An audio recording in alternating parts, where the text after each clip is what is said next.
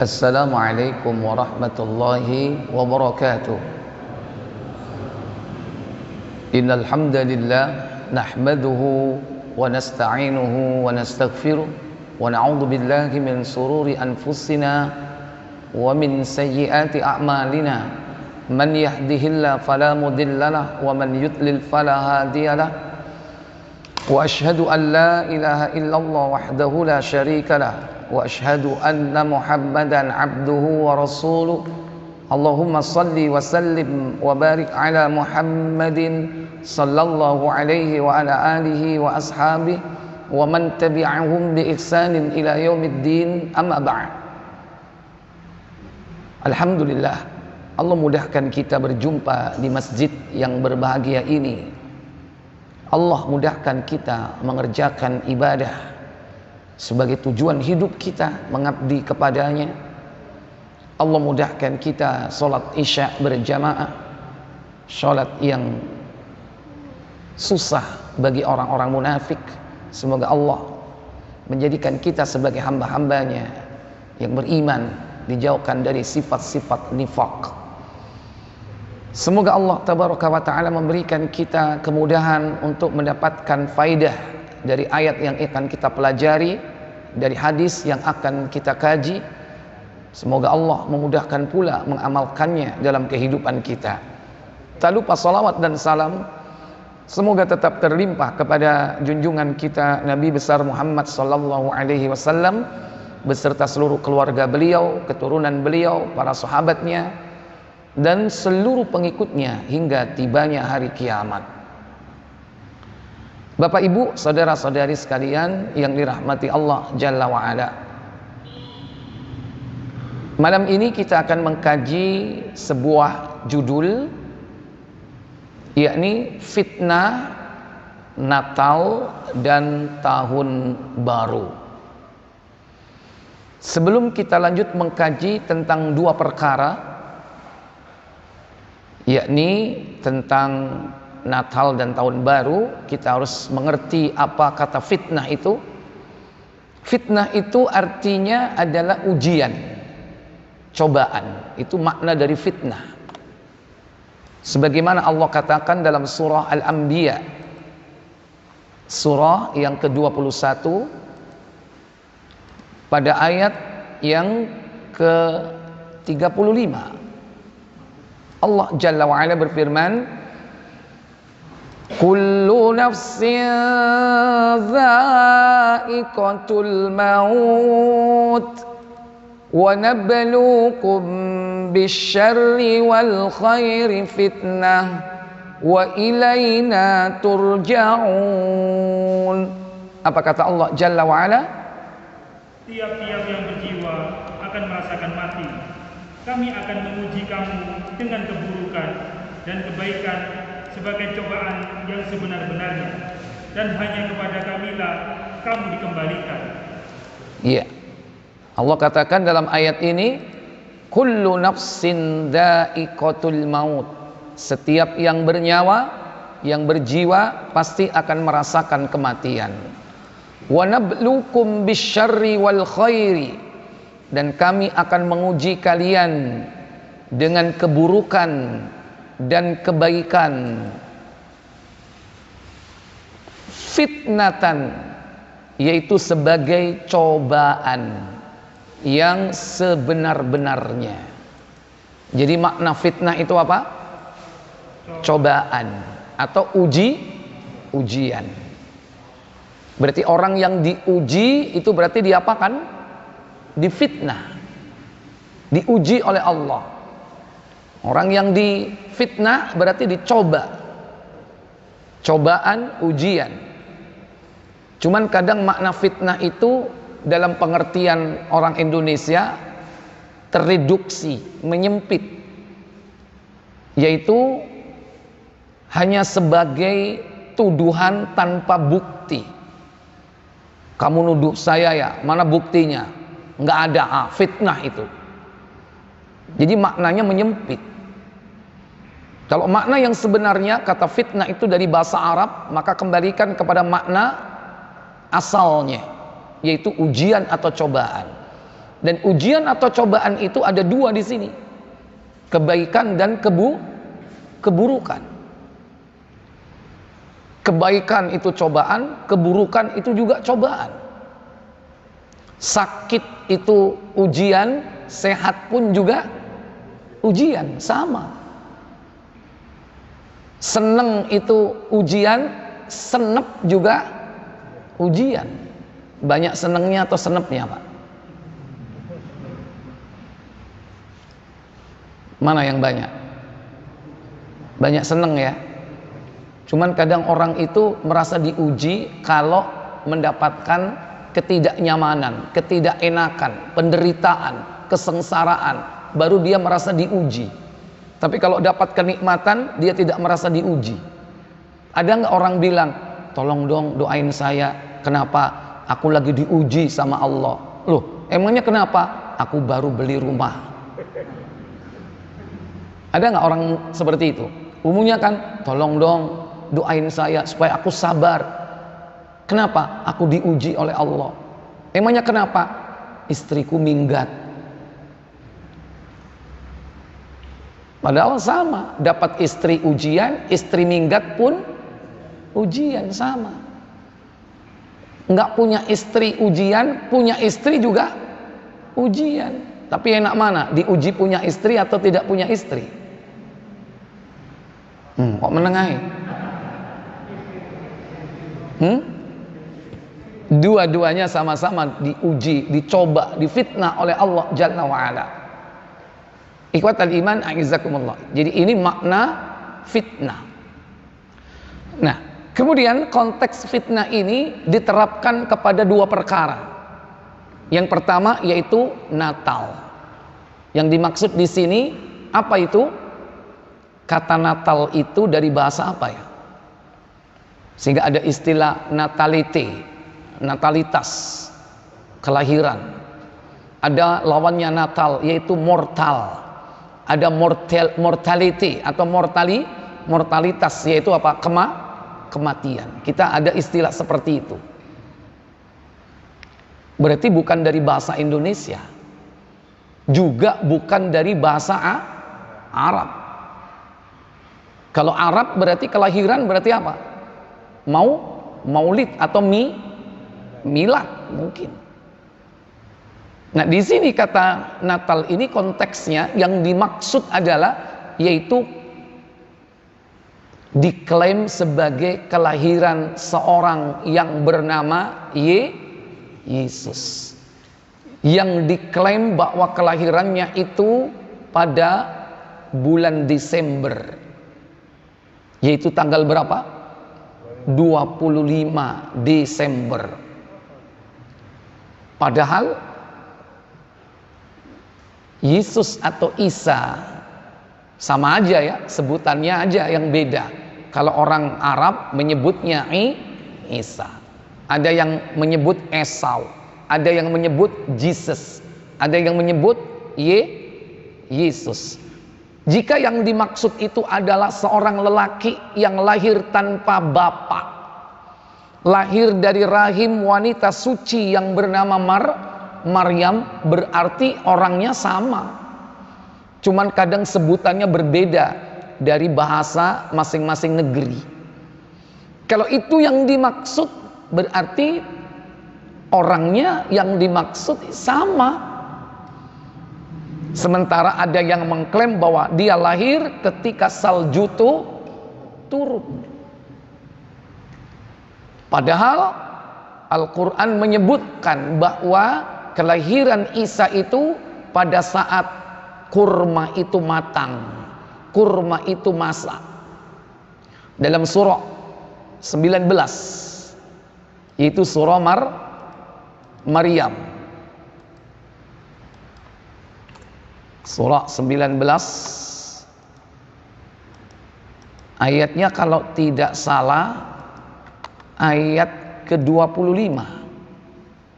Coba dicek apa benar ayat 25. Wa huzzi ilaiki bijida'in nakhlati tusaqit 'alaiki rutaban janiyya. Apa kata Allah Jalla wa Ala? Dan goyanglah pangkal pohon kurma itu ke arahmu. Niscaya pohon itu akan menggugurkan buah kurma yang masak kepadamu. Iya. Kata Allah Tabaraka wa Ta'ala, wa huzzi, dan goyanglah, bijid'in nakhlah, pangkal pohon kurma itu, tusaqit alaiki, niscaya pohon kurma itu akan menggugurkan rutoban janiya, yaitu rutob. Apa rutob di situ? Yaitu kurma yang masak di pohon. Itu namanya apa? Rutob, kurma yang masak. Dan tidak ada kurma matang, kurma masak di pohon kecuali pada musim apa? Musim dingin apa musim panas? Musim panas. Oleh karena itu jelas dalam ayat ini bahwa Nabi Isa itu lahir pada musim panas, bukan pada waktu musim dingin. Saya tanya, musim panas itu mulai bulan apa sampai apa? Ya karena memang nggak ngalami langsung ya, bingung soalnya. Kita cuman adanya musim hujan dan kemarau. Kalau musim panas mungkin berakhir sampai bulan apa? Kalau nggak September, Oktober ya. Oktober. Berarti sebelum Desember. Bukan pada saat salju itu turun. Bahkan dalam literatur mereka sendiri, dalam Bible di Lukas ya, saya lupa ayatnya karena tidak saya hafalkan, bahwa Yesus itu lahir kemudian dibuntel atau dibungkus dengan lampin, ditaruh di palungan. Palungan itu tempat makannya domba. Ketika itu di kandang domba tidak ada domba, melainkan di padang rumput di malam hari, di padang gembala di malam hari. Karena tidak mungkin domba itu ada di padang gembala di malam hari kecuali di musim panas. Kalau musim dingin nggak mungkin, mereka kedinginan. Pasti dia akan berada di kandang. Ketika itu kandang-kandang kosong. Itu isyarat. Ikhwatal iman a'izzakumullah. Nah, padahal tegas di dalam Al-Quran, dan kita lebih percaya kepada Al-Quran, tapi sungguh pun demikian subhat itu menyambar-nyambar keimanan dan hati manusia, sehingga kadang ada yang mengimani, meyakini nggak masalah lahir kapanpun, yang penting bahwa kita dibolehkan mengucapkan selamat kelahiran. Bapak Ibu, saudara-saudari sekalian yang dirahmati Allah Jalla wa'ala, mengucapkan selamat itu berarti membenarkan sesuatu yang batil, itu berarti kebatilan. Maka tidak boleh seorang muslim itu mengucapkannya. Dalam hal ini mengucapkan selamat pada hari kelahiran yang pada hakikatnya bukan kelahiran Nabi Isa. Setelah diselidiki dalam banyak literatur, baik ensiklopedi Britannica, ensiklopedi Americana, dan ensiklopedi yang lain, bahwa 25 Desember itu adalah lahirnya dewa matahari. Antum nanti lihat, nanti suatu saat kita akan buka tentang literatur itu, karena waktu mungkin tidak cukup untuk mendiskusikan jadi tentang masalah literatur tersebut, karena mungkin keterbatasan media di sini ya. Baik, ikhwatal iman a'izzakumullah, ini yang pertama. Demikian pula bahwa Allah tabaraka wa ta'ala menjadikan Nabiullah Isa itu sebagai hamba Allah. Ini tegas di dalam Al-Quran bahwa Isa itu bukanlah Allah, bukanlah anak Allah, tapi dia adalah hamba Allah. Sehingga di dalam Al-Quran pada surah yang sama, Maryam, yakni pada ayat yang ke-30, ketika itu Nabiullah Isa berkata saat berada di dalam gendongan ibunya Maryam, qala inni abdullah ataniyal kitaba wa ja'alani nabiyya wa ja'alani mubarakan aynama kuntu wa awsani bis salati waz zakati ma dumtu hayya. Apa kata Allah Jalla wa Ala? Berkata Isa, sesungguhnya aku ini hamba Allah. Dia memberiku Alkitab yaitu Injil, dan dia menjadikan aku seorang nabi. Iya. Kemudian, dan dia menjadikan aku seorang yang diberkati di mana saja aku berada. Dan dia memerintahkan kepadaku mendirikan sholat dan menunaikan zakat selama aku hidup. Iya.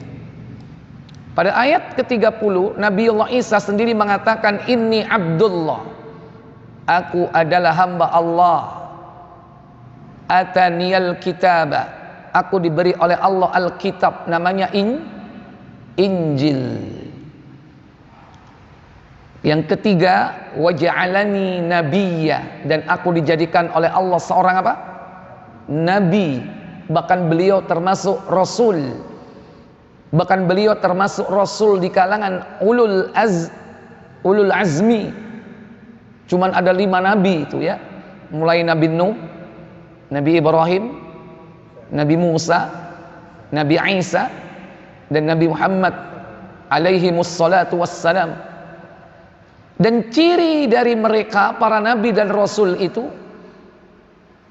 yang mereka semua disebut muslim, baik nabi dan rasulnya ataupun para pengikutnya, yaitu mereka menegakkan salat. Wa awsani bis salati wa ja'alani mubarakan aynama kuntu. Dia Allah menjadikan aku diberkati di mana saja aku berada. Wa awsani bis salati, dan memerintahkan aku untuk menegakkan salat. Waz zakati, menunaikan zakat. Madumtu hayya, selama aku hidup di muka bumi ini. Ini syariat yang tidak pernah dihapus dari zaman ke zaman, sejak nabi-nabi terdahulu. As-shalah waz zakah, salat dan zakat. Baik, maka kita jangan sampai terfitnah, karena fitnah itu ada 2, fitnah syahwat dan fitnah subhat. Fitnah tentang Natal ini biasanya terkena 2 ini. Fitnah syahwat. Kenapa? Dapat hadiah. Syahwat enggak? Banyak kado. Di mana diletakkan kadonya? Di bawah? Di bawah apa? Di bawah pohon. Pohon apa? Iya. Sebetulnya itu adalah pohon yang asli bernama evergreen. Pohon evergreen ini pohon yang dipakai oleh ibunya Nimrod, yaitu Namrud, untuk mengenang si Raja Namrud yang mati. Karena Namrud itu mengawini ibunya sendiri. Ini kebejatan Namrud. Dalam sejarah bernama Nimrod. Ibunya mengenang si Namrud itu, karena ruhnya akan datang di pohon evergreen. Dan itu jauh sebelum terjadinya, yakni mengawinkan antara keyakinan orang-orang Nasrani dengan penyembahan berhala. Awalnya adalah yakni keyakinan paganisme, penyembahan kepada berhala, di mana ruh dari Nimrod ini hadir di pohon itu, sehingga ada pohon khusus yang dijadikan simbol. Ikhwatal iman, a'izzakumullah. Ini seorang muslim harus paham tentang ini, karena supaya tidak terkena syahwat dan subhat. Syahwatnya apa? Dapat hadiah. Seneng nggak waktu kecil dapat hadiah? Sekarang masih seneng atau tidak? Beda. Mungkin nggak hadiah sekecil itu, mungkin hadiahnya gede. Sama nanti ketika ada bukan hadiah tapi amplop berisi duit digantung di pohon-pohon, itu beda lagi. Itu juga fitnah. Fitnah apa? Syahwat. Kalau itu lain lagi itu ya. Itu apa itu? Gongsi facoy. Dapat apa? Angpau. Sehingga orang kadang senang dengan hari raya yang bukan berasal dari Islam. Padahal Islam memiliki hari raya sendiri, Idul Fitri, Idul Adha, kalaupun ditambah satu hari Jumat, dan tidak perlu ada hari raya yang lain. Maka cukup bagi seorang merasa bangga dan senang, merasa gembira dengan kedatangan hal itu cukup dapat melemahkan akidah kita. Senang dengan kehadiran, yakni subhat, yang bisa mendangkalkan akidah kita, sehingga ketika hari itu orang pada memakai simbol-simbol hari raya. Antum yang punya counter di mall-mall, di toko-toko, mau tidak mau harus mengikuti aturan yang ditegakkan di mall tersebut. Ketika saat itu harus bikin apa? Bikin acara, harus menyumbang, harus bikin diskon, harus buat big sale. Untuk apa? Merayakan, ikut gembira. Kalau kita ikut bergembira, hati ini menjadi lemah. Wah, ini ketepatan ini. Sekarang musimnya diskon nih. Diskon apa temanya? Temanya tentang apa? Hari raya. Hari raya milik siapa? Bukan milik kita. Kalau orang Islam sudah diberi hari raya, bersenang-senang ketika itu, mereka makan dan minum, itu syiar. Karena hari raya itu bagian dari syiar. Antum hari raya Idul Fitri, kenapa? Ketika berjalan, berangkat ke tempat sholat, pulangnya berbeda. Saat berangkat lewat satu jalan, saat pulang lewat jalan yang lain. Untuk apa? Syiar. Kenapa kita dianjurkan mengumandangkan takbir? Itu bagian dari syiar. Jadi di dalam hari raya itu terdapat syiar. Demikian pula dengan hari raya yang lain yang bukan milik kita. Di situ ada syiar-syiar. Maka kita tidak boleh menghidupkan syiar-syiar mereka. Ikhwatal iman, a'izzakumullah. Baik. Subhat. Yang pertama syahwat. Ya. Yang kedua fitnah syahwat. Yang kedua apa? Syubhat. Syubhat ini ya tadi itu. Nabi Isa itu kan di Al-Quran kan banyak disebut, walaupun menyebutnya Isa. Kalau antum percaya kepada Isa berarti harus mengikuti ini subhat. Lihat Nabi Isa itu di dalam Al-Quran kan juga disebut dengan kalimatullah,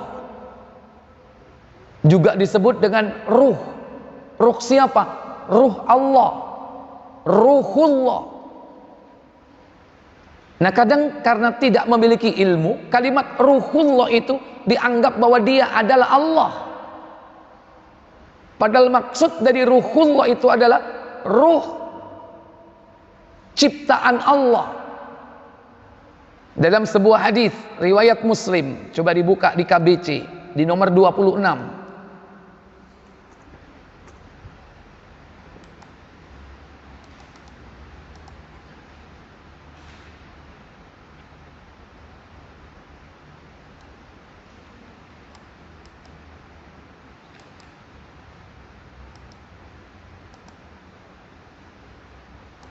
Silakan. Dari Ubadah bin Samit. Dari Ubadah bin Samit radhiyallahu anhu katanya, Rasulullah SAW bersabda. Apa sabda beliau sallallahu alaihi wasallam? Siapa yang mengucapkan pengakuan atau syahadat, aku mengaku tidak ada ilah selain Allah satu-satunya, tidak ada sekutu baginya, dan bahwa Muhammad Rasulullah dan bahwa Isa hamba Allah. Ya, di situ disebutkan yang pertama, yakni apa? Wa anna Isa Abdullah, dan bahwasanya Isa adalah apa? Hamba Allah. Satu. Dua, anak wanita hamba sahanya. Anak hambanya, maksudnya anak dari Maryam. Dan Maryam itu tegas disebutkan di situ apa? Hamba. Ibnu amatihi, anak hamba sahaya wanita, yaitu Maryam. Dia adalah hamba Allah. Ini yang kedua. Terus, dan kalimatnya yang ditujukannya kepada Maryam. Wa kalimatuhu alqaha ila Maryam, dan kalimat yang ditujukan oleh Allah kepada Maryam, karena Maryam didatangi malaikat Jibril dan dikabarkan oleh Jibril bahwa Maryam akan punya anak. Jibril datang kepadanya, yakni mengabarkan bahwa Maryam akan punya anak yang disebut ghulaman zakiyah, anak yang suci. Innama ana rasulu rabbik li ahabalaki ghulaman zakiyah. Ayat berapa itu? Surah Maryam. Sesungguhnya aku hanyalah utusan Rabbmu, mengabarkan kepadamu bahwa engkau akan punya seorang anak yang suci.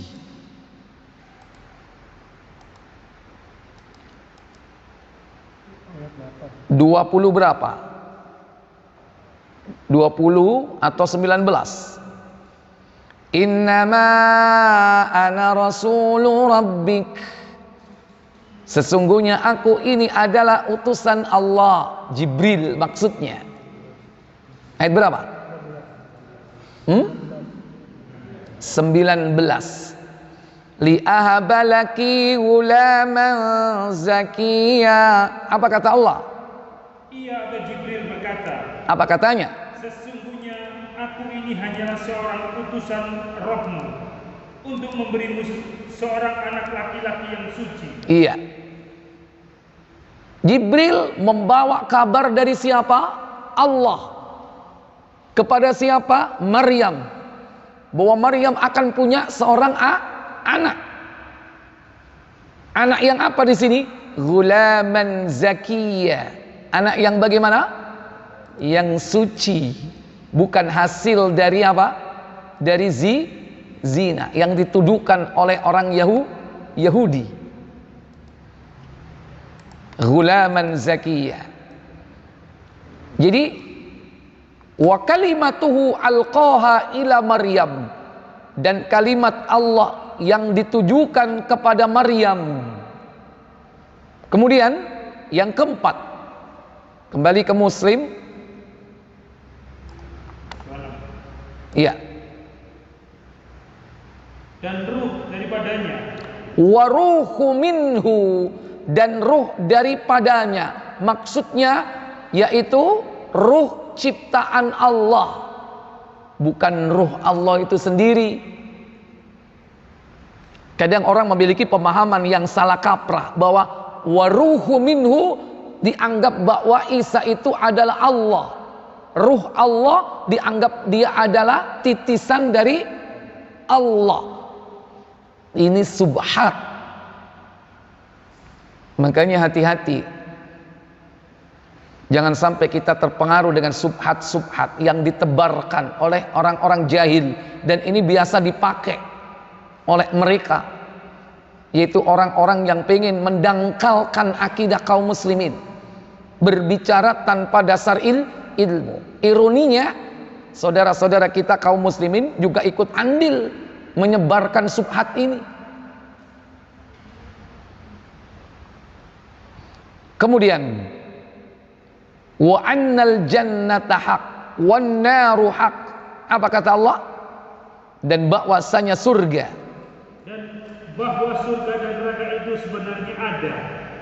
Allah akan memasukkannya ke surga melalui salah satu pintu dari 8 pintu yang dikehendaki. Dan neraka itu juga benar, ya. Di situ diartikan benar, ya, bukan ada, tidak sekedar hak.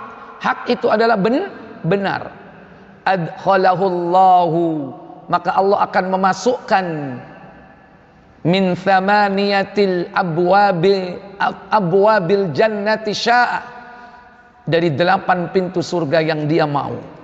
Ini bentuk kesempurnaan dari 2 kalimat syahadat, syahadat tauhid, syahadat risalah, termasuk di dalamnya yaitu tentang Isa.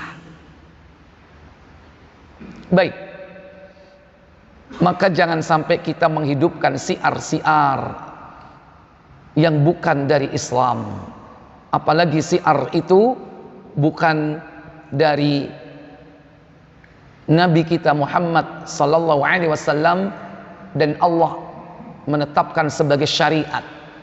Syiar-syiar Allah itu yakni agama yang dibawa oleh Nabiullah Ibrahim alaihissalatu wassalam, yang diteruskan oleh Nabi kita Muhammad sallallahu alaihi wasallam.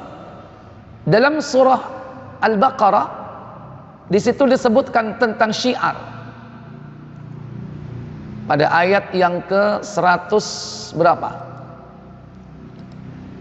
60 atau 61. Ya.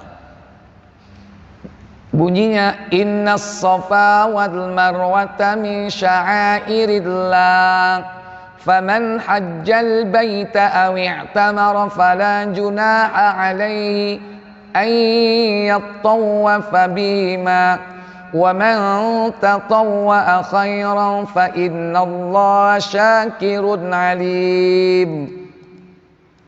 Ayat berapa itu? 160? 60 berapa? 50? 58 ya? Belum sampai 160. Innas safa wal marwata, sesungguhnya Safa dan Marwah. 158. Baik, baca. Sesungguhnya Safa dan Marwah adalah sebagian dari syiar Allah. Maka barang siapa yang beribadah haji ke Baitullah atau berumrah, maka tidak ada dosa baginya mengerjakan sa'i antara keduanya. Dan barang siapa yang mengerjakan suatu kebajikan dengan kerelaan hati, maka sesungguhnya Allah Maha mensyukuri kebaikan lagi Maha mengetahui. Iya. Jadi ini contoh syiar-syiar Allah. Di antaranya adalah ibadah manasik, tawaf. Termasuk di sini antara Safa dan Marwah, apa itu sa'i, dan yang lainnya, termasuk kurban. Itu di antara syiar-syiar Allah. Dan kita dianjurkan untuk menghidupkan syiar Allah, tidak boleh mematikannya. Adapun syiar-syiar yang bukan dari Allah, tidak boleh kita menghidupkan syiar-syiar itu. Maka apapun syiar dan simbol yang berasal dari orang-orang kafir tidak boleh dihidupkan. Termasuk syiar dari mereka yang ketika pergantian malam tahun baru, ada 3 unsur yang dihidupkan syiar mereka, baik al-Yahud, Yahudi, wan Nasara, yaitu orang-orang Nasrani, Dan yang ketiga Majusi. Di antara syiar mereka yakni pemakaian trompet, lonceng, dan api. Disebutkan dalam riwayat, disebutkan di situ walaupun hanya yakni trompet dan lonceng itu sudah menjadi wakil bahwa itu bagian dari simbol dan syiar mereka. Kisahnya ketika kaum muslimin hijrah ke Madinah, mereka bingung mengumpulkan kaum muslimin untuk menegakkan sholat. Bagaimana ya cara mengumpulkannya? Ada yang mengusulkan supaya dipanggil dengan cara meniup trompet. Nabi menolak. Kenapa? Karena itu cara orang Yahudi. Itu syiar mereka. Ada yang mengusulkan bagaimana kalau kita bunyikan lonceng. Nabi mengatakan itu adalah syiarnya orang Nasrani. Coba dibuka di hadis Bukhari nomor 569.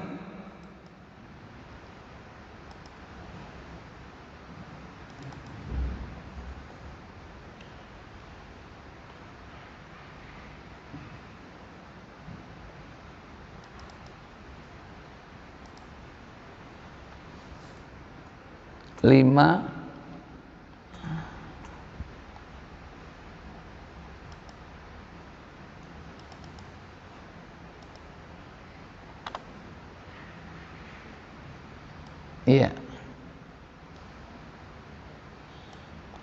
Silakan. Ibnu Juraij berkata, telah mengabarkan kepadaku Nafi bahwa Ibnu Umar berkata, ketika kaum muslimin tiba di Madinah, mereka berkumpul untuk sholat waktunya dan tidak ada panggilan untuk pelaksanaan sholat. Suatu hari mereka memperbincangkan masalah tersebut. Di antara mereka ada yang mengusulkan lonceng seperti loncengnya kaum Nasrani. Iya. Kemudian apa katanya? Dan sebagian lain mengusulkan untuk meniup trompet sebagaimana kaum Yahudi. Maka Umar pun berkata, mengapa tidak kalian suruh seseorang untuk mengumandangkan panggilan sholat? Rasulullah SAW kemudian bersabda, wahai Bilal, bangkit dan serukanlah panggilan sholat. Iya. Di antara mereka ada yang mengusulkan untuk apa? Menggerakkan atau membunyikan lonceng seperti loncengnya orang-orang Nasrani. Ada yang mengusulkan supaya apa? Mereka meniup trompet sebagaimana trompet yang ditiup oleh orang-orang Yahudi. Inilah adalah syiar. Syiar siapa? Syiar kufar, syiar orang-orang kafir. Maka hati-hati dengan dua alat ini. Ini termasuk bagian dari syiar mereka. Yang satu bernama apa? Jarosh atau nakus. An-nakusin Nasara, yaitu loncengnya orang Nasara, atau al-jarosh, sama. Itu juga disebut sebagai lonceng. Dan apapun tempat kediaman, mobil yang di situ ada loncengnya, maka tempat itu akan dijauhi oleh malaikat. Nabi SAW bersabda dalam sebuah riwayat hadis, dibuka Muslim 1993 kalau tidak salah.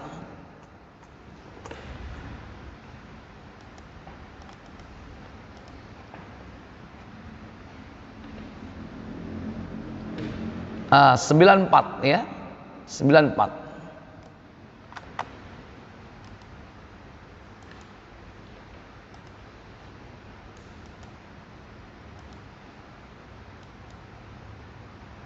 Silakan. Dari Abu Hurairah radhiyallahu anhu katanya, Rasulullah SAW bersabda. Apa sabda beliau sallallahu alaihi wasallam? Malaikat tidak mau menemani orang-orang yang di rumah mereka ada anjing dan lonceng. La tushabul malaikat. Malaikat tidak akan mau menemani fi baitihi, di dalam rumahnya jika ada apa? Kalbun wala jarasun. Di rumah, di tempat yang ada di dalamnya, yakni kalbun, anjing.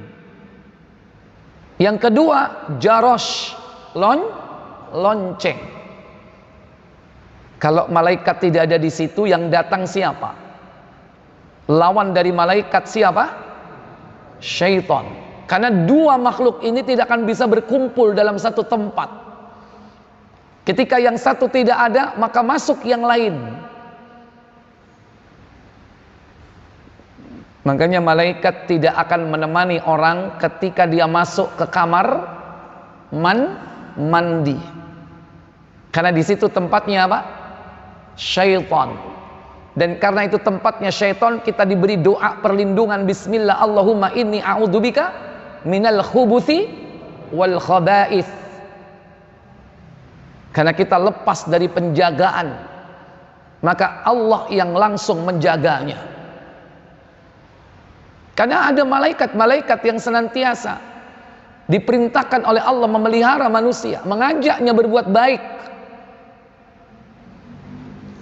Oleh karena itu, jangan kita mengusir syaitan.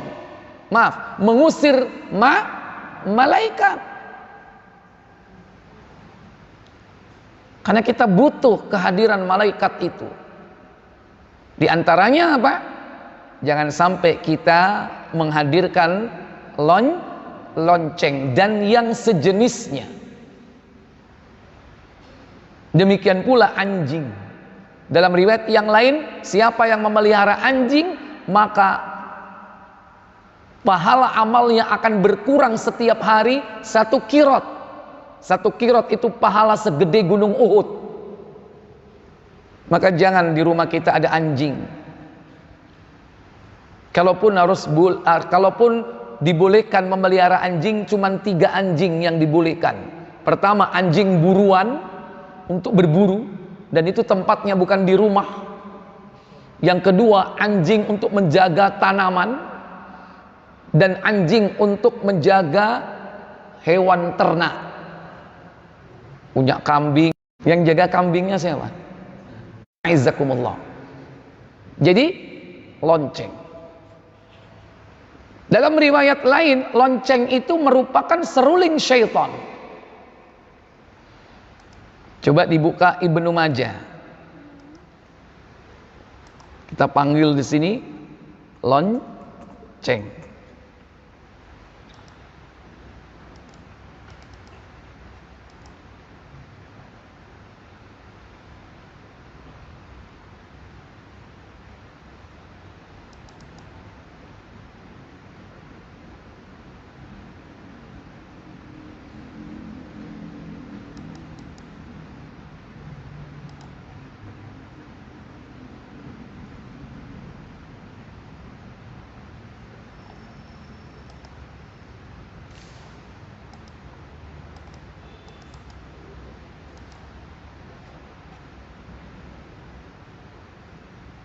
Masih di sini. One.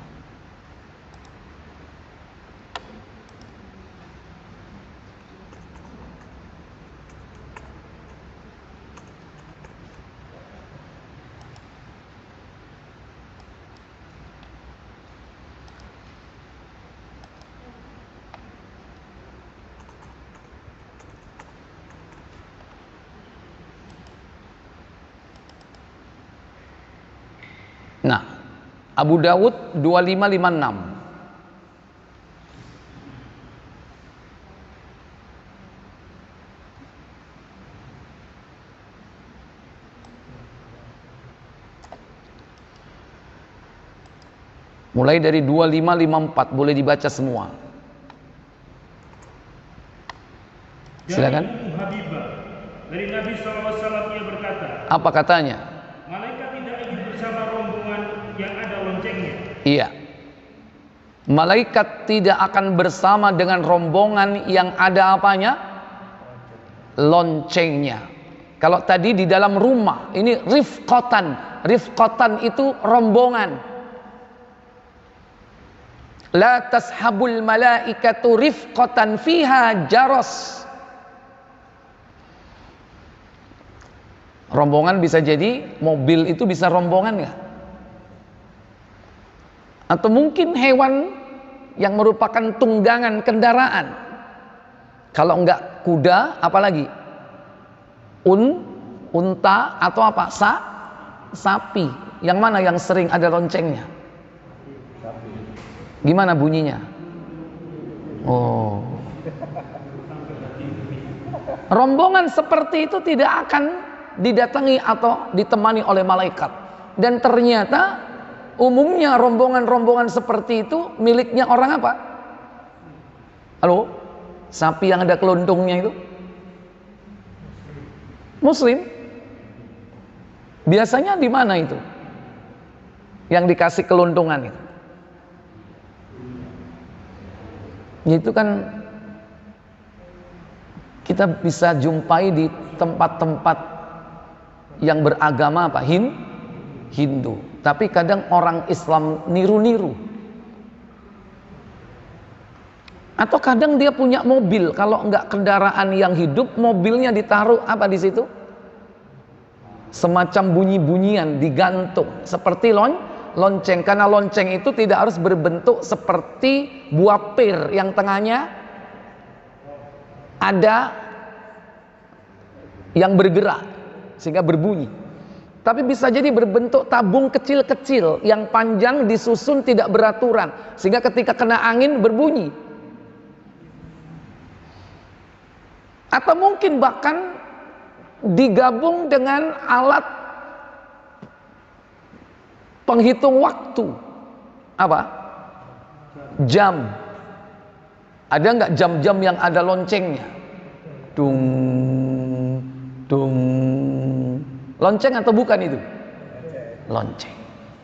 Dan itu adopsi dari suara apa?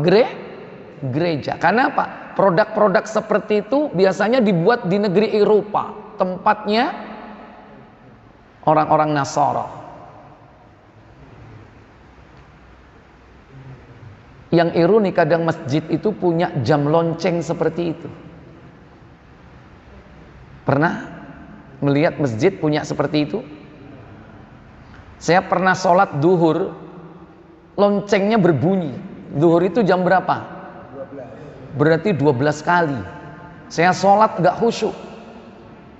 Waktu itu masih berdiri, dung, dung, gak khusyuk. Ingat dekat rumah saya di sana. Rumah saya daerah Kebalen, dekat Tanjung Sadari, di sana ada gereja. Tiap jam 6 pagi itu sejak kecil saya sering dengarkan. Karena waktu kecil kan tidak seramai sekarang kendaraan. Dulu masih sepi. Kalau di jalan Jakarta itu kereta api itu bunyi peluitnya itu sampai ke rumah, loncengnya pun juga, sehingga membekas, terngiang, sehingga saya sendiri secara pribadi nggak khusyuk. Itu termasuk di antara syiar, cuman orang nggak paham. Baik, ini lonceng. Kemudian yang lain 2555. Dari Abu Hurairah ia berkata, Rasulullah SAW bersabda, malaikat tidak ingin bersama rombongan yang ada anjing atau loncengnya. Iya. Kemudian bawahnya dari Abu Hurairah ia berkata, Rasulullah pernah bersabda mengenai lonceng. Lonceng itu termasuk seruling syaitan. Iya.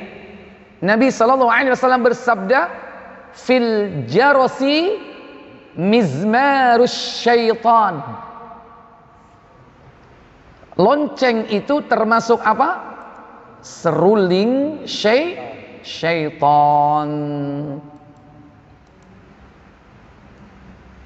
Bahkan alat musik pertama yang diciptakan oleh iblis berupa apa? Seruling. Nanti dalam perkembangannya seruling itu sendiri yaitu termasuk dari lonceng, termasuk seruling dari syaitan. Baik, ini tentang syiar. Maka jangan kita menghidupkan syiar-syiar mereka. Kemudian yang kedua tadi apa? Selain daripada lonceng, yaitu apa? Trompet. Alat musik atau alat yang dapat mengeluarkan suara dengan ditiup. Ini termasuk di antara syiar dari orang-orang Yahudi. Lantas jangan menganalogikan bahwa trompet itu seperti punya malaikat Israfil. Kalau malaikat Israfil itu disebut dengan Asur.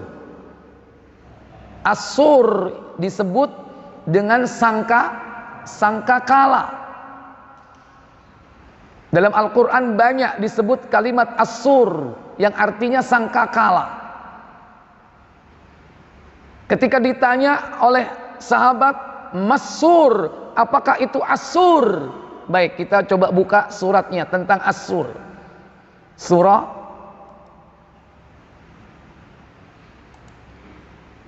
Az-Zumar kalau tidak salah, yaitu surah 39 pada ayat yang ke-68. Allah Jalla wa'ala berfirman, Yawma yunfakhu fis suri fasa'iqa man fis samawati wa man fil ardi illa ma sya'allah thumma nufikha fi ukhra fa idza hum qiyamun yanzurun. Apa kata Allah? Dan tiuplah sangkakala, maka matilah siapa yang di langit dan di bumi, kecuali siapa yang dikehendaki Allah. Kemudian ditiup sangkakala itu sekali lagi, maka tiba-tiba mereka berdiri menunggu putusannya masing-masing. Iya. Wa nufikha fis sur, maka ditiuplah Asur. Apa Asur di sini disebut, diartikan apa? Sangkakala. Sebetulnya kalimat atau kata sangkakala ini sendiri bukan berasal dari bahasa apa ini? Bukan dari bahasa Arab ini. Bisa jadi sangkakala ini juga dari bahasa Sansekerta. Ya, kita kembali aja kepada kata-kata yang disampaikan Nabi tentang Asur. Ketika ditanya Masur, apakah Asur itu? Coba dibuka tentang Asur, yaitu dalam Sahih At-Tirmidzi.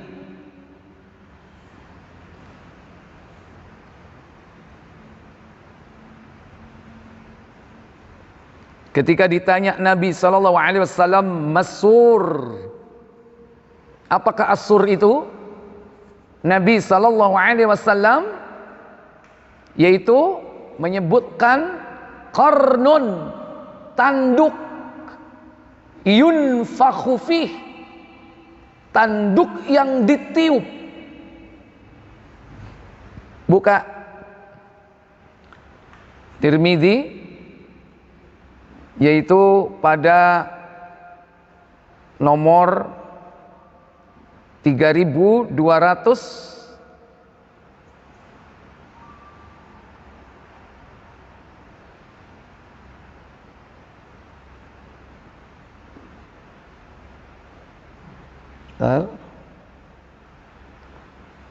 3.200.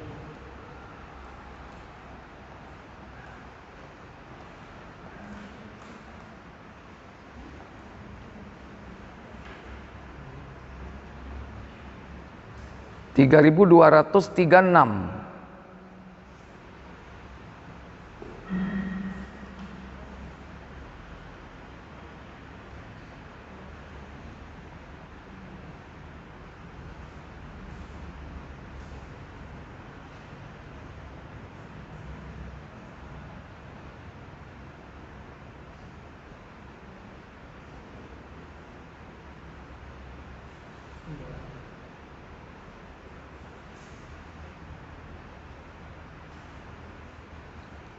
Afwan, keliru.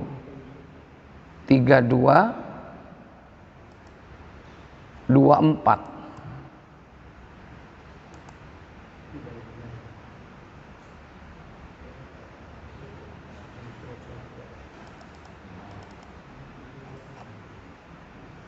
Tiga ribu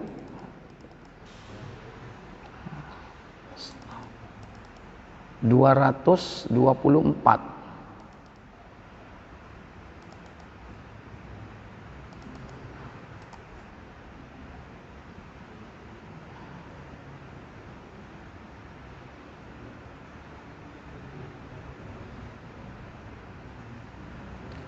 Bukan ya? Afwan, keliru. 3244 Az-Zumar. Ya, insya Allah benar 44. Tentang apakah itu sangkakala atau asur, dalam bahasa Arabnya asur. Silakan. Dari Abdullah bin Amr radhiyallahu anhuma, ia berkata, seorang Arab Badui bertanya, wahai Rasulullah, apakah sur itu? Beliau menjawab, tanduk yang ditiup. Ya, di sini disebutkan yaitu kornun yunfakhu fih, tanduk yang ditiup. Disebutkan asur menurut Rasulullah SAW yaitu tanduk. Kornun, kita tidak tahu tanduknya apa, binatang apa, segede apa, kita tidak tahu. Karena malaikat yang disuruh meniup itu disebut dengan ashabul qarni, pemegang tanduk atau pemilik tanduk. Beda dengan Dzulqarnain. Kalau Dzulqarnain itu yang bertanduk dua. Dzulqarnain berarti dua tanduk ada di kepalanya. Tapi kalau Israfil disebut ashabul qarni, berarti tanduknya cuma satu. Dan malaikat ini udah siap meniupnya, yaitu di dalam surah tadi Az-Zumar sudah ya, yakni pada hadis 3243 sebelumnya, Tirmizi 3243.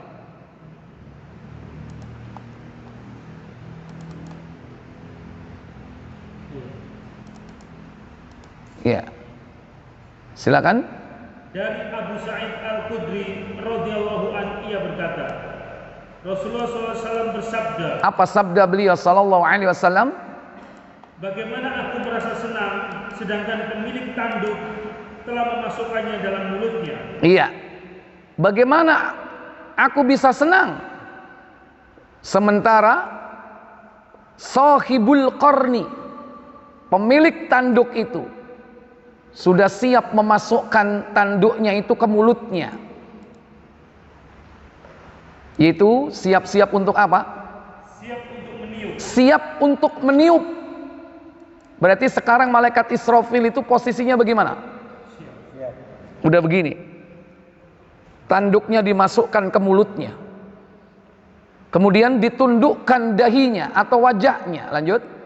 Menundukkan dahinya atau wajahnya dan menajamkan pendengarannya. Dan menajamkan pendengarannya. Ya, ditundukkan dahinya, ditajamkan pendengarannya. Siap untuk apa? Menunggu diperintahkan untuk meniup. Menunggu diperintah untuk meniup korn tadi itu, yaitu tanduk. Berarti malaikat yang belum melaksanakan tugasnya siapa? Jibril sudah nggak? Mungkar Nakir sudah nggak?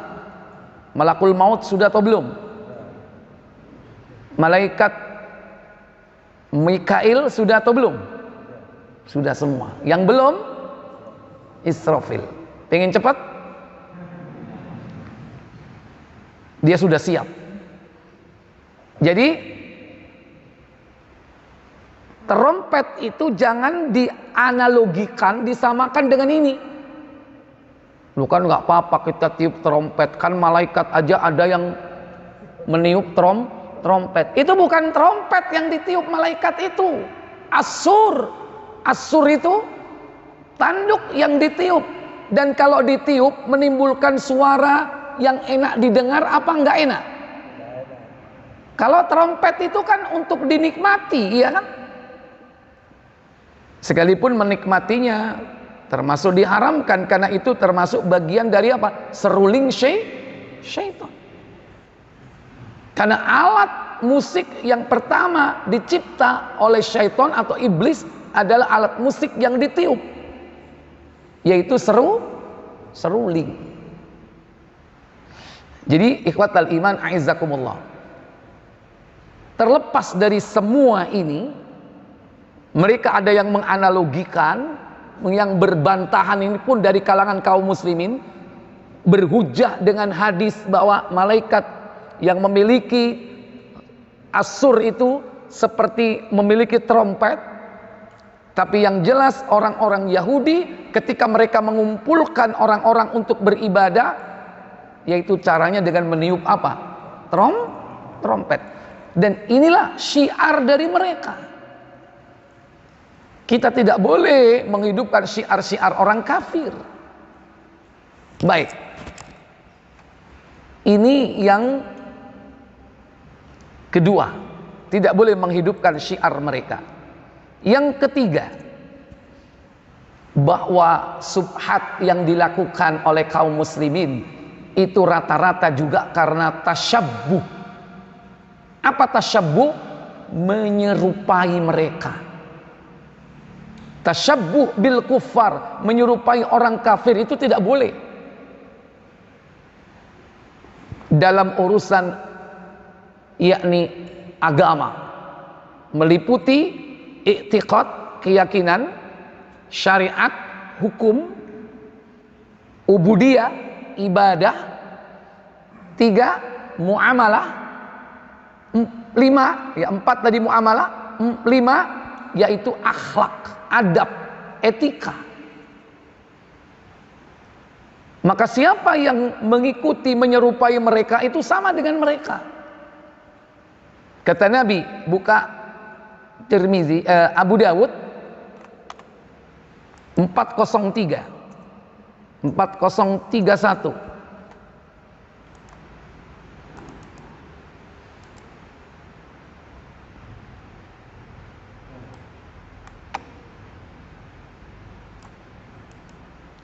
Silakan. Dari Ibnu Umar, dia berkata, Rasulullah SAW bersabda. Apa sabda beliau sallallahu alaihi wasallam? Orang yang meniru suatu kaum, maka dia termasuk bagian dari mereka. Iya, man tashabbaha biqaumin fahuwa minhum. Orang yang meniru suatu kaum, maka dia termasuk bagian dari kaum itu. Maka jangan kita niru-niru, ikut-ikutan, andut grubyuk, norok bunte. Orang ngalor ikut ngalor, orang ngidul ikut ngidul. Itu namanya tasyabbuh, meniru. Dan ini meliputi dalam perkara i'tiqad, keyakinan. Contoh, meniru dengan keyakinan orang-orang kafir bahwa Allah tabaraka wa ta'ala itu bisa menyatu dengan makhluknya,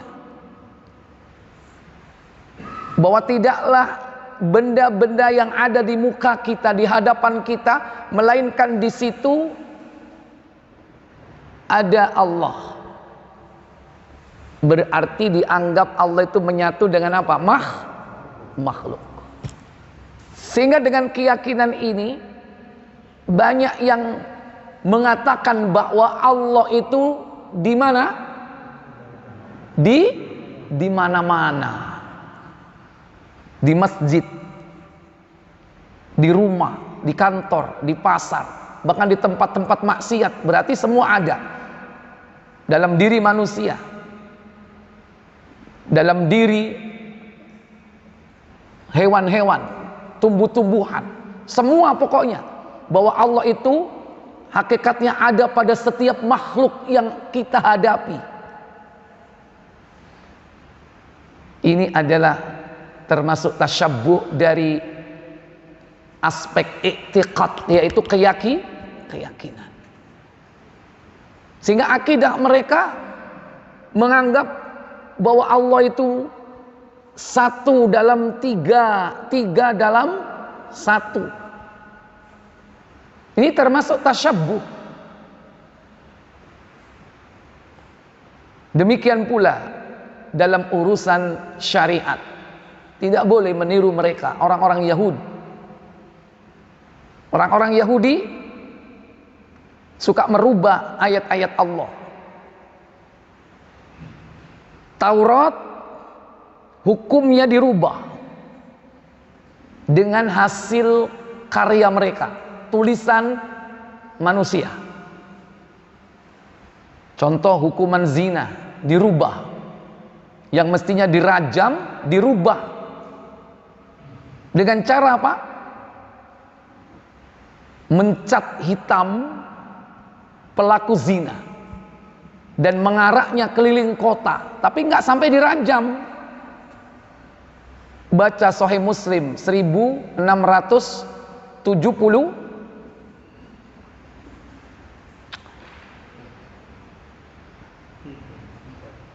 78, 79, 80, 81 Muslim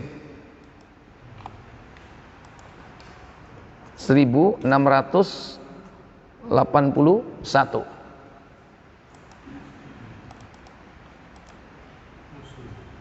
Iya.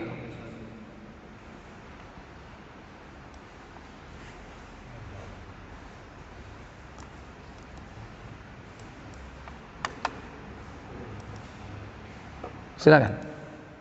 Dari Bara' bin Azib radhiyallahu anhu katanya, pada suatu ketika lewat di hadapan Nabi sallallahu alaihi wasallam seorang Yahudi yang dicat hitam. Dicat hitam. Dan didera selaku hukuman berzina. Dan didera. Jadi di sini apa? Dicat apa? Dicat hitam dan didera. Ini produknya, ya, produk hukum, hasil akhir. Setelah apa? Mereka membicarakan dan bermusyawarah merubah hukum Allah. Maka Nabi SAW memanggil mereka. Lalu beliau panggil mereka seraya bertanya, beginikah hukuman zina yang kalian dapati dalam kitab Taurat kalian? Jawab mereka, iya, benar. Iya, benar. Bohong enggak dia? Bohong. Terus lalu Nabi SAW memanggil seorang laki-laki yang tergolong pendeta mereka. Maka dipanggillah ulama dari kalangan Yahudi yang memahami kitab Taurat. Tapi kalau bicara sama mereka pun harus apa? Punya strategi. Dia harus disumpah atas nama Allah, bahwa Allah menurunkan Taurat kepada Musa. Lanjut. Nabi SAW berkata kepadanya, apa katanya? kuharap engkau mau bersumpah dengan Allah yang telah menurunkan kitab Taurat kepada Musa. Betulkah begini caranya hukuman zina yang kamu dapati dalam kitab Taurat? Betulkah inilah hukuman zina yang kau dapati dalam kitab Tauratmu? Kata ulama Yahudi apa? Jawabnya tidak. Tidak. Kenapa dia mengatakan tidak? Kok berbeda dengan yang tadi? Lanjut. Seandainya Anda tidak menyumpahku dengan nama Allah, aku tidak akan mengatakan yang sebenarnya kepada Anda. Licik enggak? Itu strategi kalau ngomong sama siapa? Yahudi.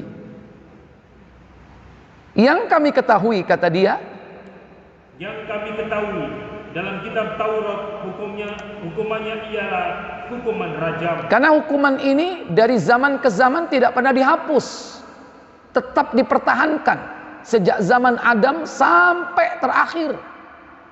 Hukumannya seperti ini. Tetapi biasanya hukuman itu tidak berlaku bagi pembesar-pembesar kami. Jika yang tertangkap itu seorang pembesar, kami biarkan saja. Tetapi bila yang tertangkap itu seorang rakyat kecil, kami tegakkan hukum sesuai dengan Taurat. Nah, ya, dulu ngikuti sekarang apa sekarang ngikuti dulu? Sekarang ikuti. Ada nggak zaman sekarang seperti ini? Umum. Kalau dia pejabat kebal, hukum oknum. Bahasanya apa? Oknum. Kalau dia aparat kebal hukum oknum istilahnya, ya kan? Nah itu.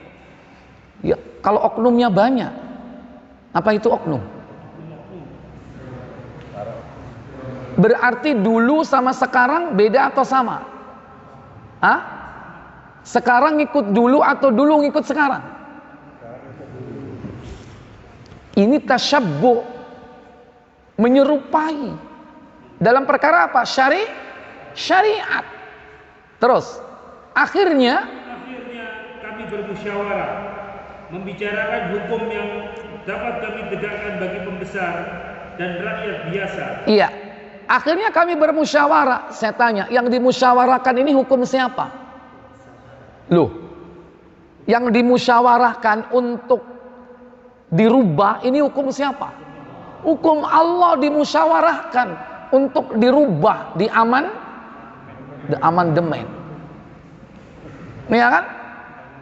Supaya apa? Bisa mengakomodir kepentingan yang di atas dan kepentingan yang di bawah. Gimana nih cari solusi supaya hukum ini bisa diterapkan kepada para pembesar dan rakyat kecil. Jadi diakomodasi. Maka kami putuskan, kata mereka, ini produk akhirnya. Lanjut. Kami putuskan menghitamkan tubuh dan mendera pelaku zina sebagai ganti hukuman rajam. Lumayan nggak? Lumayan nggak? Kalau rajam mati nggak? Kalau hukuman ini mati apa enggak? Ini contoh. Jangan sampai tasyabbuh mengikuti orang kafir, diantaranya Yahudi, dalam perkara hukum, merubah hukum Allah.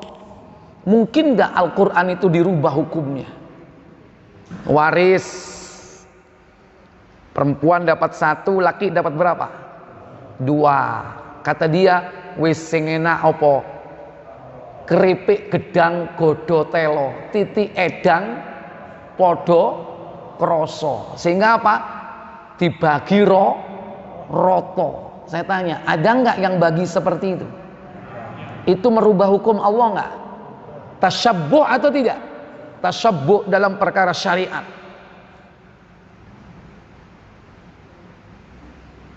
Baik, dalam perkara ubudiyah, ibadah, orang Yahudi dan Nasoro dalam perkara ibadah, yaitu menjadikan kuburan para nabi mereka sebagai masjid, sebagai tempat apa? Ibadah. Ada nggak kuburan-kuburan yang dianggap keramat sebagai kuburan wali dijadikan tempat ibadah? Ada nggak? Kok banyak kon koru? Rutu kondi sampean ngomong akeh. Toro iki tahu. Dijadikan kuburan itu sebagai tempat ibadah. Mereka sholat di situ. Padahal boleh nggak sholat menghadap kuburan? Buka Muslim nomor 918.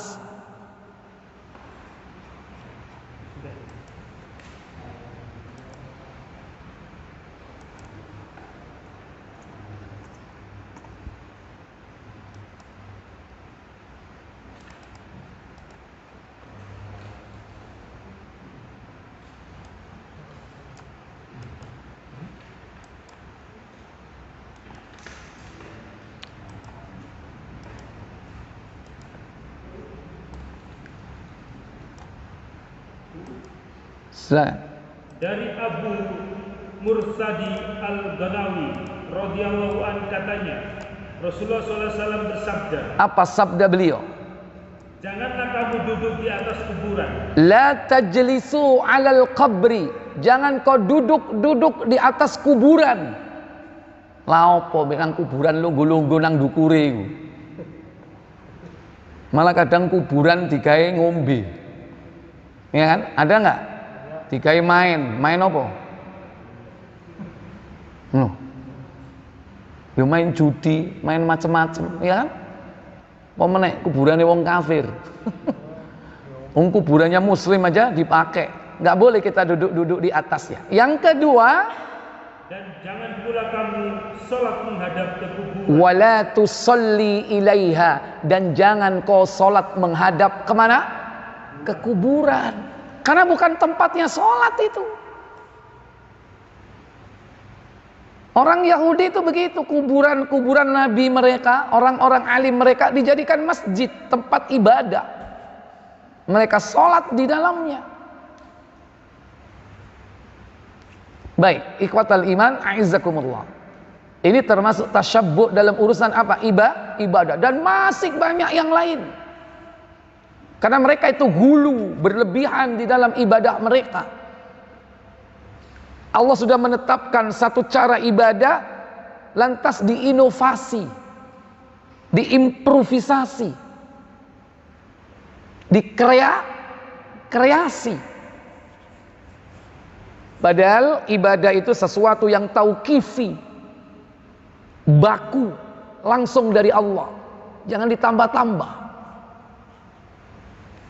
Baik bacaannya, gerakannya, ojo ditambah-tambahi. Baik syarat-syaratnya, tata caranya, kaifiyahnya, rukunnya, yang membatalkannya itu rinci ibadah mahdhah. Karena orang-orang Yahudi dan Nasara itu hulu dalam agama. Kata Allah Jalla wa Ala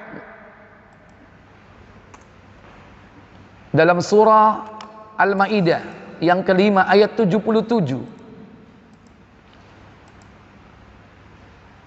Allah katakan, ya ahlal kitab la taghlu fi dinikum ghairal haqqi wa la tattabi'u ahwa'a qaumin qad dallu min qablu wa adallu katsiran wa dallu an sawa'is sabil. Apa kata Allah Jalla wa Ala? Katakanlah Muhammad, hai ahli kitab, janganlah kamu berlebih-lebihan atau melampaui batas dengan cara yang tidak benar dalam agamamu. Iya, ahlul kitab di sini siapa? Siapa ahlul kitab? Dua, al-Yahud wan Nasara. Ya ahlul kitab, wahai ahlul kitab, la taghlu fi dinikum, jangan kau berlebih-lebihan dalam agamamu, ghairal haqqi, dengan cara yang tidak benar. Terus, dan janganlah kamu mengikuti hawa nafsu orang-orang yang telah sesat dahulunya. Nah, itu sebabnya. Ternyata mereka ini mengikuti orang-orang sebelumnya, yaitu orang-orang jahiliyah. Sehingga mereka apa? Hulu dalam agama mereka. Wala tattabi'u ahwa'a, jangan kau mengikuti hawa nafsu. Qad dallu min qabl, yaitu orang yang telah tersesat sebelummu, sebelum kedatangan siapa? Nabimu Muhammad sallallahu alaihi wasallam. Kemudian, dan mereka telah menyesatkan kebanyakan manusia, dan mereka tersesat dari jalan yang lurus. Iya. Wa adallu katsira, mereka telah menyesatkan kebanyakan manusia. Wa dallu an sawa'is sabil, dan mereka tersesat dari jalan yang lurus. Yahudi Nasara itu dapat kitab, padahal mestinya dia kokoh dalam memegang keimanan. tapi mereka mengikuti para penyembah berhala, menjadikan Uzair sebagai anak Allah. Setelah Yahudi menjadikan Uzair sebagai anak Allah, selanjutnya diikuti oleh Nasara, menjadikan siapa sebagai anak Allah? Isa. Mereka mengikuti siapa? Mengikuti orang-orang sebelumnya. Baca At-Taubah surat 9, yaitu pada ayat yang ke-30. Allah Jalla wa'ala berfirman, wa qalatil yahudu Uzairu ibnullah wa qalatin nasara al-masih ibnullah dzalika qawluhum bi afwahihim yudahi'una qawlal ladzina kafaru min qabl qatalahumullahu anna yufakun. Apa kata Allah? Orang-orang Yahudi berkata, apa kata orang Yahudi? Uzair itu putra Allah. Iya, Uzair adalah anak Allah. Jadi sebelum Isa diangkat sebagai anak Allah, dulu pada masa Yahudi ada yang diangkat sebagai anak Allah, yaitu bernama siapa? Uzair. Ono enggak saiki wong dijenengi Uzair?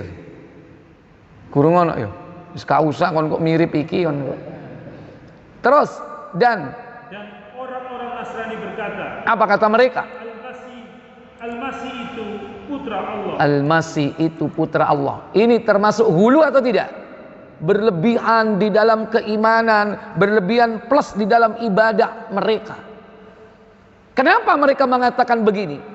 Dzalika bi anna dzalika qauluhum bi afwahihim.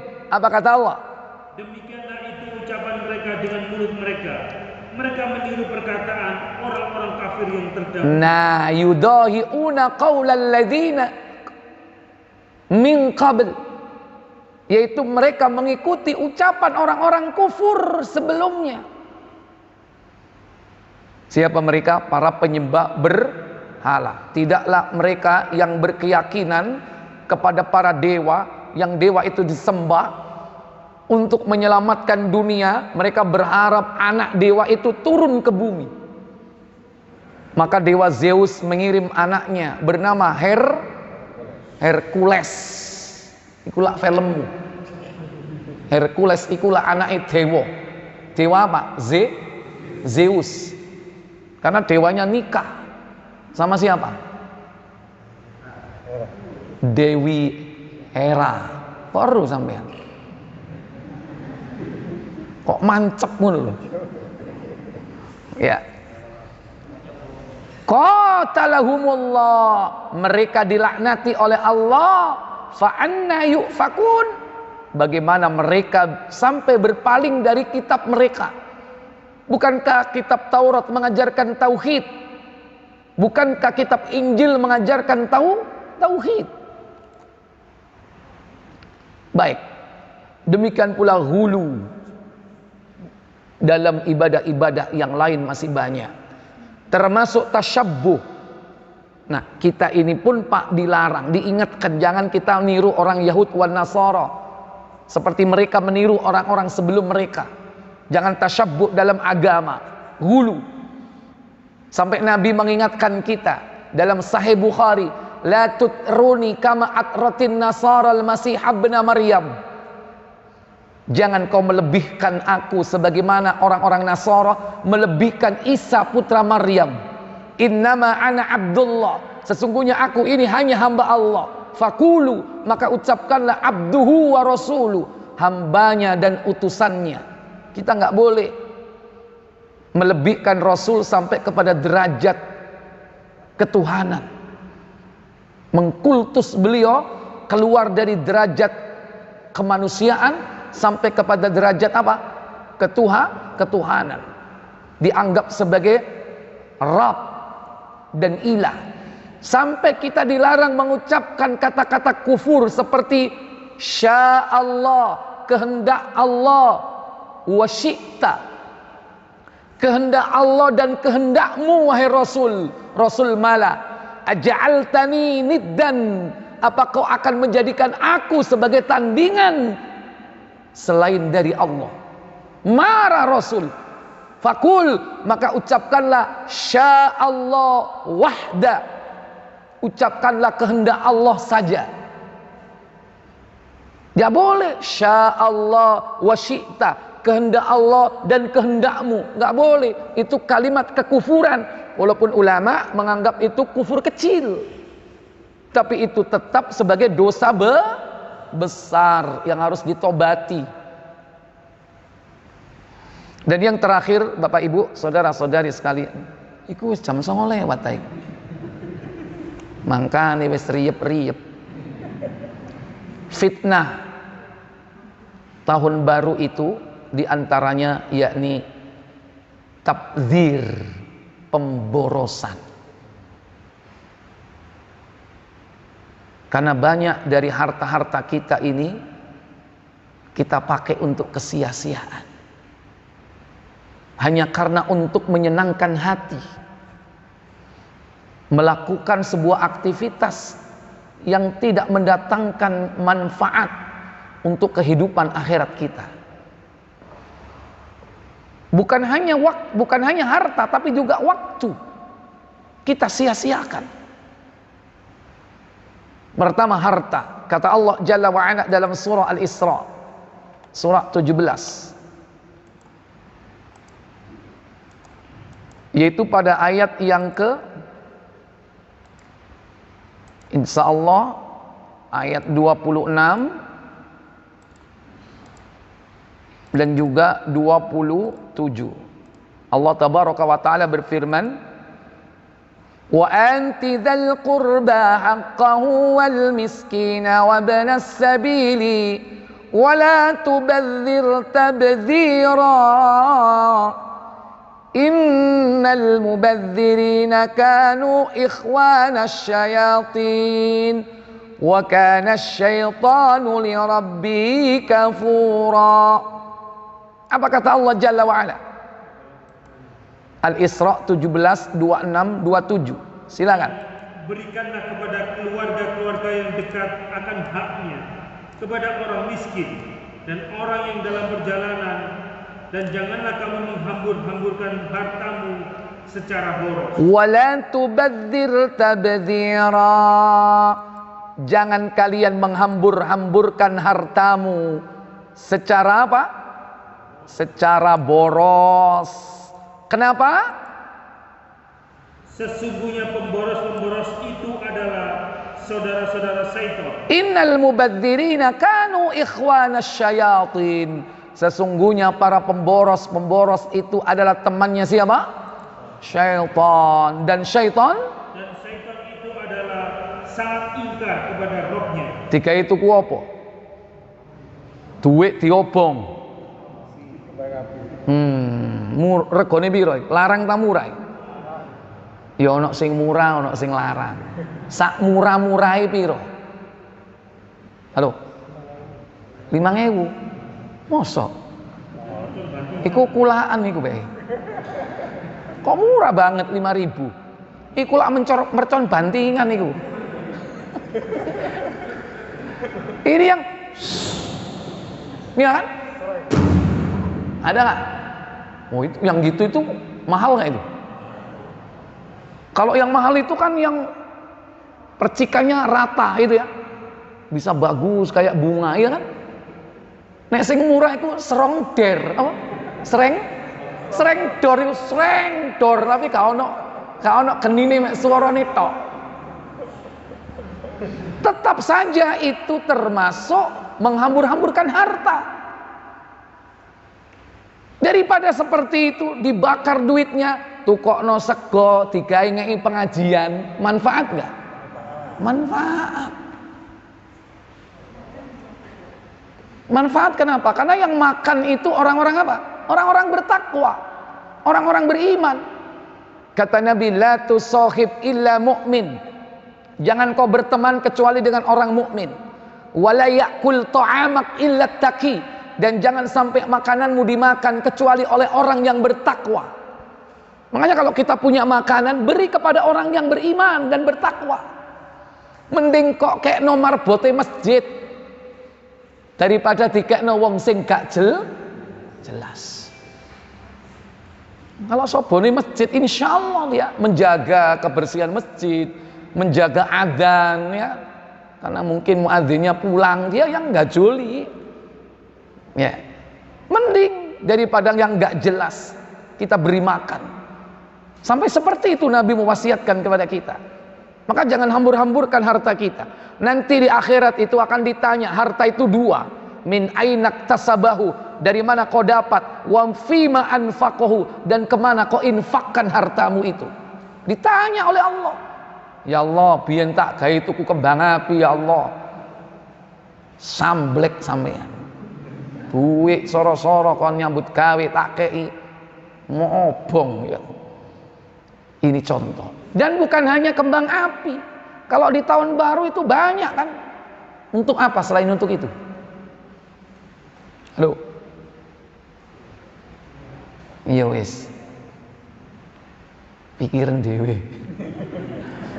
Ya, banyak hal-hal yang nggak manfaat. Satu, harta. Yang kedua, apa? Waktu. Kata Nabi SAW dalam hadis Tirmidzi, nomor nggak saya buka, antum buka aja Tirmidzi 2403. Kalau nggak 2304, saya sanksi kebalik. 2304 atau 2403.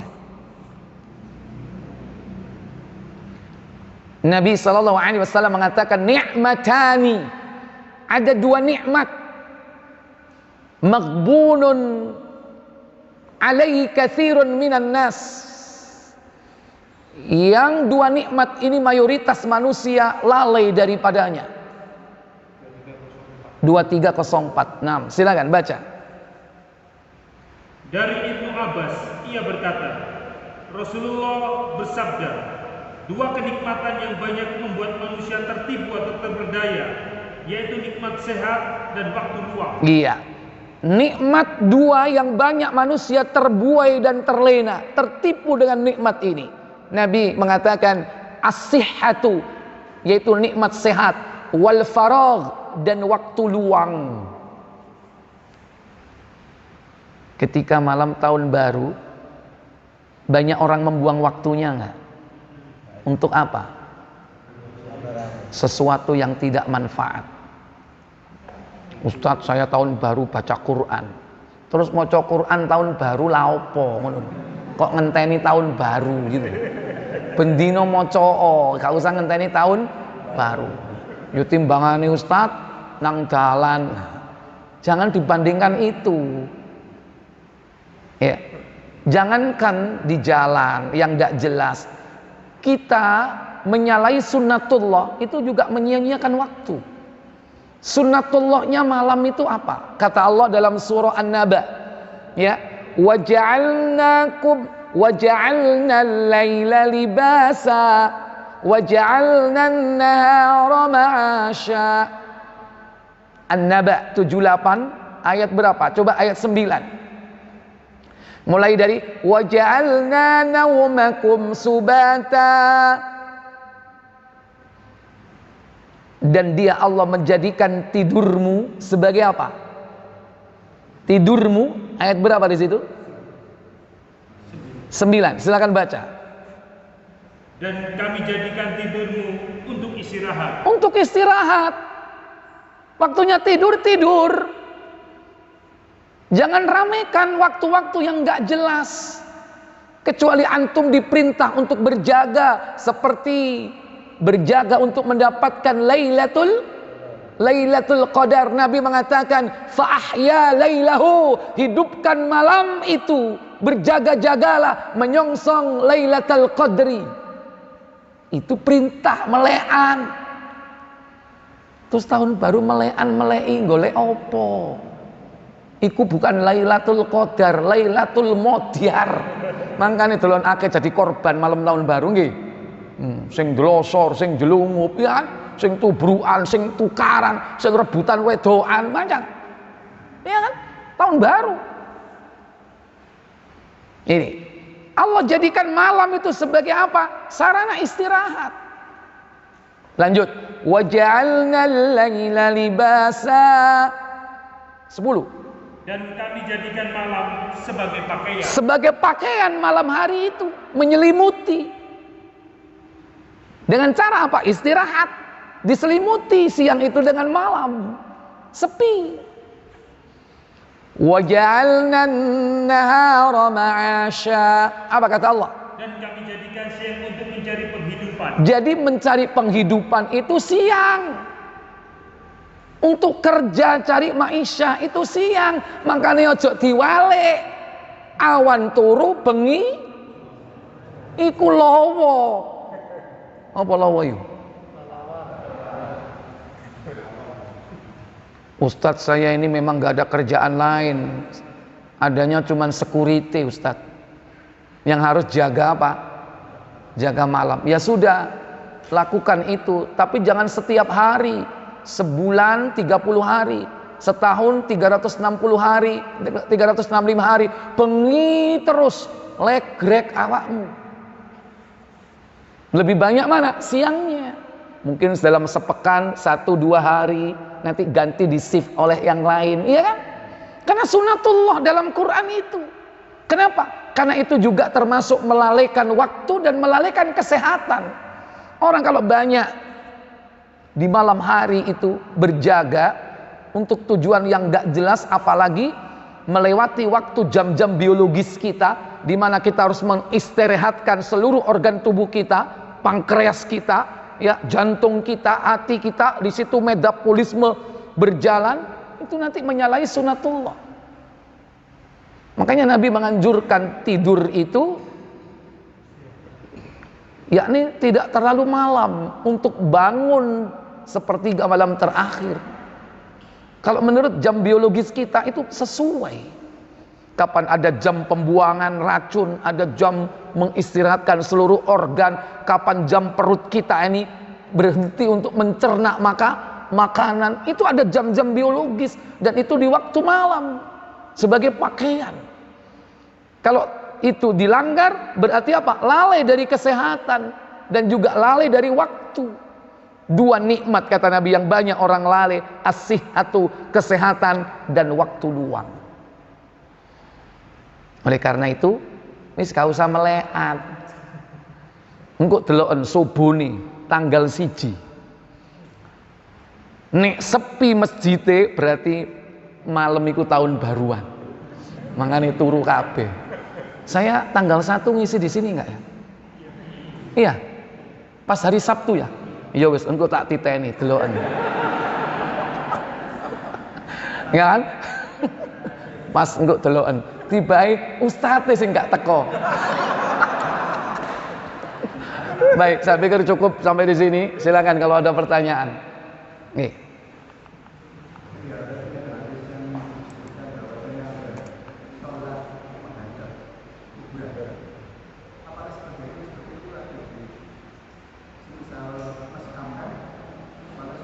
Ya, para ulama ya memberikan pendapatnya, fatwanya, bahwa kalau kuburan itu tidak dipisah dengan sungai atau dipisah dengan jalan, maka itu termasuk sholat menghadap kuburan. Walaupun hanya dipisah dengan tembok, tapi setelah tembok langsung di situ kuburan, itu berarti belum terpisah. Ya, gitu. Bagaimana supaya terpisah? Harus dibuat jalan atau sungai, atau ya sungai kecil atau got yang memisahkan. Kalau langsung, nah ini, apalagi tanpa ada penghalang, ya seperti itu. Wallahu a'lam. Maka kalau itu subhat, ya sudah. Kalau kita ragu-ragu, cari yang lain, ya insyaallah. Dan jangan sampai kita bangun masjid, kemudian kita rencanakan kita dikubur di situ, di depan mihrab. Ada yang seperti itu. Orangnya masih hidup, dia bikin masjid, kemudian di depan mihrab itu wis disiapin, nanti aku nek mati kubur nang gini. Dan itu dilaksanakan. Di mana? Jalan Jakarta. Itu ada lapangan namanya Jalan Johor. Ya, itu ada masjid di situ. Orang yang bangun masjid di situ niatnya dikubur di depan pengimaman. Nah, ini tidak boleh seperti itu. Kan bukan pada tempatnya. Dan jangan punya pikiran kita ini memiliki makam khusus. Mending bersamalah kaum muslimin. Makanya ada makam Islam. Kenapa? Kalau kita bersama-sama berkumpul dengan saudara-saudara kita di makam itu, banyak yang mendoakan. Begitu datang dia ucapkan assalamu ala ahli diyar minal mu'minin wal muslimin. Itu kena seluruh penghuni kubur di situ, penghuni kuburan di situ kena semua doa. Dan nyampe doanya. Makanya kita dianjurkan ziarah kubur. Untuk apa? Untuk mengingat mati. Kedua, mendoakan ahli kubur, bukan minta kepada ahli kubur. Mereka justru butuh doa. Bukan kita minta kepada kuburan itu. Siapapun dia, walaupun dia waliullah, mereka harus kita doakan. Dan rahasianya, orang yang mendoakan orang lain, malaikat yang hadir itu mendoakan dengan doa yang sama kepada kita. Kalau kita mendoakan, ya Allah mudah-mudahan orang itu dapat hidayah, malaikat yang hadir bersama kita, kita nggak tahu, dia mengatakan walakal misl, dan untukmu serupa dengan itu. Itu nanti dipelajari dalam kitab apa? Orang-orang yang didoakan malaikat. Makanya sering-sering mendoakan orang lain, supaya malaikat yang di dekat kita itu mendoakan dengan doa yang sama kepada kita. Itu rahasianya. Kepethuk wong gak kena dongakno. Kepethuk wong melarat dongakno supaya apa? Iya gak apa-apa. Mudah-mudahan malaikat muga-muga kon yo sugih. Lho kan ngono. Doanya malaikat dengan doanya orang landep mana? Lebih mustajab malaikat. Ya, jadi ahli kubur itu butuh doa. Bukan kita minta kepada orang-orang ahli kubur itu. Doakan. Itu tujuan ziarah kubur. Dan mengingat apa? Mati. Makanya jangan sampai punya kubur pribadi. Kalau kubur pribadi itu yang mendatangi paling hanya siapa? Keluarga. Itu pun terbatas jumlahnya. Itu pun kalau dia sadar mendoakan, jangan-jangan hanya datang saja tidak mendoakan. Makanya berkumpullah bersama saudara-saudara kita di makam-makam umum atau makam Islam. Itu manfaatnya. Baik, yang lain. Ketone wis 5 nguat iki. Ya wis lah, kita tutup. Ibu-ibu mungkin ada yang bertanya? Thayyib. Baik, kita tutup dengan kafarat majelis. Subhanakallahumma wa bihamdik asyhadu an la ilaha illa anta astaghfiruka wa atubu ilaik. Wassalamualaikum warahmatullahi wabarakatuh.